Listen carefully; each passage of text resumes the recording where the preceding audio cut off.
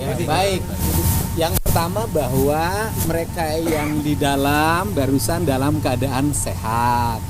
Kemudian mereka kembali bercerita tentang proses penyiksaan yang dialami ketika ditangkap, keanehan ketika penangkapan hanya mereka yang ditangkap, sedangkan Abdul Kahfi anaknya Pak St. Pasren tidak dibawa dan tidak diperiksa, hanya diberikan tugas untuk mengantar motor.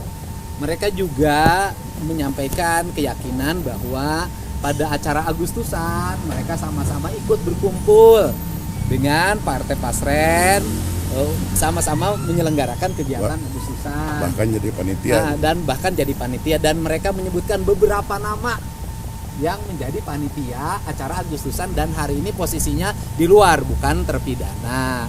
Kemudian mereka kembali menegaskan penyesalannya waktu di lapas Cirebon disodori menandatangani pernyataan merasa bersalah, mohon pengampunan, dan ternyata itu namanya garasi kata mereka. Ya kan, padahal mereka tidak melakukan, tapi gimana? Saya lama berdebat tapi tetap harus nana tangan, kan seperti itu. Dan itu dilakukan oleh para pegawai lapas Cirebon yang disebutkan namanya tadi. Yang berikutnya, mereka sampai hari ini meyakini bahwa dia tidak bersalah. Pada waktu awal penangkapan, dia dimasukin ke ruang satuan unit narkoba. Saudara Jaya dan saudara Sudirman dibawa keluar, dan pulangnya mereka langsung disuruh mengaku dengan penyiksaan berdasarkan keterangan saudara Sudirman. Inilah hal-hal yang mereka alami, dan mereka mempercayakan pada tim kuasa hukumnya untuk melakukan langkah-langkah hukum yang bernama PK. Jadi PIK ya kan ya, ada keterlibatan pegawai lapas yang meminta mereka seperti ya tadi mereka menyampaikan begitu kan, gitu, menyampaikan bahwa saya itu menyesal menandatangani. Dan saya lihat dari jujur lah ya, di antara mereka ini yang mukanya agak sedikit beda, Icus, Oces, ada Ripaldi gitu loh. Artinya dari sisi wajah memang Ripaldi memiliki pengalaman jalanan, tetapi bukan berarti yang pengalaman jalanan itu adalah pembunuh dan pemerkosa, kan tidak juga. Ripaldi juga membantah. Kalau Ripaldi mengakui lah nakal, tapi kalau yang lainnya memang dari wajahnya tidak melambangkan wajah seorang geng motor, ya kan, geng motor. Ternyata setelah saya tanya, kamu tuh geng apa sih? Ternyata dia adalah geng kuli bangunan. dengan sudah ketemu tadi yang kedepannya akan sendiri akan usulkan supaya bisa didengar oleh Kapolri sendiri.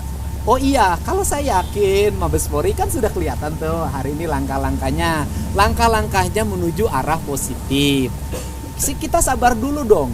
Orang 8 tahun udah bisa sabar ditahan, kenapa kita tidak sabar 5 bulan ke depan, gitu kan? Sabar untuk kebebasan gak ada masalah. Saya yakin Mabes Polri akan melakukan langkah-langkah objektif, transparan, dan akan menjunjung tinggi rasa keadilan di tengah masyarakat, ya kan? Saya yakin betul terhadap kepemimpinan Pak Kapolri, Pak Sigit, dan Kabareskrim akan melakukan tindakan-tindakan yang terukur berdasarkan fakta dan data yang dimiliki. Termasuk ganti penyidik, Bang. Ya, itu kebijakan di sana, itu kan bentuk bagaimana merespon keinginan publik. Yang paling utama sih bukan merespon keinginan publik ya. Hukum tidak boleh mengikuti keinginan publik. Merespon terbukanya tabir kebenaran terhadap kasus meninggalnya Eki dan Vina. Sehingga saya sekali lagi ini, saya menyatakan hari ini, kalau ingin mencari siapa pelaku pembunuhan Eki dan Vina, apabila ini pembunuhan dan pemerkosaan, sebaiknya tidak berkutat di 3 nama. Tidak berkutat di nama Peggy, tidak berkutat di nama Dani, tidak berkutat di nama Andi. Siapa tahu namanya Dono, kan nggak tahu gitu, siapa tahu. Nah, untuk itu diperlukan penyelidikan ulang, mulai dari nol lagi. Kenapa? Karena saya menganggap BAP yang disajikan, tuntutan yang disajikan, dakwaan yang disajikan, walaupun sudah memiliki kekuatan hukum tetap, menurut saya itu adalah BAP yang sesat. Kang, soal Pasren, ini kan jadi saksi kunci di kasusnya. Ya. Kang Deddy pun sudah ketemu kemarin. Mungkin Saya belum pernah ketemu Pasren. atau cerita-ceritanya gitu. Oh iya, lihat tadi malam saya lihat. Bagaimana Kang mungkin bisa dituturkan? Kan yang menilai jangan saya kan tidak mengalami peristiwa itu. Berdasarkan penilaian para terpidana yang ada di dalam, tadi saya tanya bahwa keterangan RT Pasren bertentangan dengan fakta-fakta yang sesungguhnya berdasarkan pengalaman yang mereka alami. Oke. Oke, Makasih ya. siap. Kita ke Jalengkung. Kita ajukan untuk kembali ke. Oh iya betul. Jadi memang hari ini kami sudah tulis surat itu untuk agar supaya para terpidana ini dikembalikan ke lapas semula. Kenapa? Karena pertama kasusnya Peggy dikaitan di masalah ini sudah selesai. Kedua, jarak antara para keluarga ke sini kan kasihan. Mereka orang nggak punya ongkos aja jadi masalah gitu. Jadi tolonglah supaya dikembalikan mereka ke tempat asalnya, supaya keluarganya bisa lebih dekat, lebih gampang untuk berkomunikasi. Itu saja yang kami. Tapi hari ini sudah dikirimkan suratnya. Pak, ke mana Pak? Ke Kanwil atau Ke Polda? kita mulai ke sana ke Dirjen Pas, kemudian ke Kanwil sini, kemudian ke Lapas, juga ke Kapolda. Bang katanya akan melakukan pelaporan hukum pidana juga ya? Bisa Pak? Betul.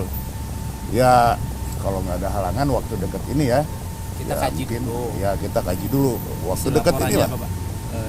Ya kita kaji dulu. Ya kita akan kaji dulu. Kemungkinan. Secara spesifik tadi yang dikonfirmasi apa aja Pak mungkin?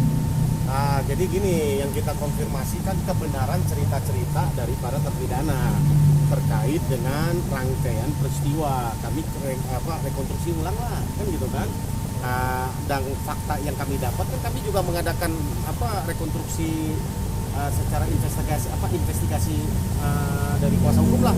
Bang Ruli itu bahkan nginep di Cirebon itu datang malam jam yang sama, ini yang sama, walaupun tahun yang berbeda sekarang ya, 8 tahun kemudian lihat lokasi ya kan gitu kan. Ada banyak hal keanehan-keanehan yang akan kami ingin coba buktikan bahwa rangkaian peristiwa itu menurut kami, kalau Kang Deddy bilang sudah sampai kepada 100% keyakinan mereka tidak bersalah, tadi saya sampaikan kami pun tim kuasa hukum sudah sampai ke angka itu.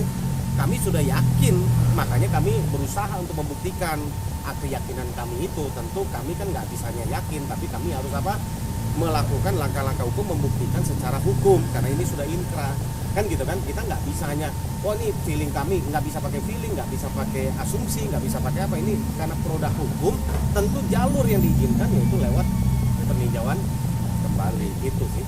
Bang, nopomnya Bang apa aja Bang yang disiapkan? Rahasia. Belum. Apakah hanya kesaksian atau juga ada alat bukti yang Ada alat bukti. Ada banyak. Kesulitannya apa untuk cari novum baru dan PK-nya sudah lumayan lama nih Bang? Begini, ya Bang Ruli. Gini masalahnya begini. Kita kan perlu tahu itu kecelakaan atau tindak pidana. Itu dulu gitu loh. Makanya kami investigasi internal untuk melihat gitu loh. Dengan fakta-fakta yang ada. Kalau ada juga kan tim dari Lantas yang waktu itu memeriksa datang olah TKP yang menyatakan bahwa itu laka. Tapi 4 hari kemudian tiba-tiba jadi pidana. Itu masalahnya. Iya. berarti ada dokumentasi yang disiapkan untuk Iya dong pasti. Itu menjadi salah satu alasan melaporkan Diana karena kan awalnya laporan BAP Masih diinvestigasi. Saya masih dirundingkan dengan yang lain ya, tapi mudah-mudahan lah.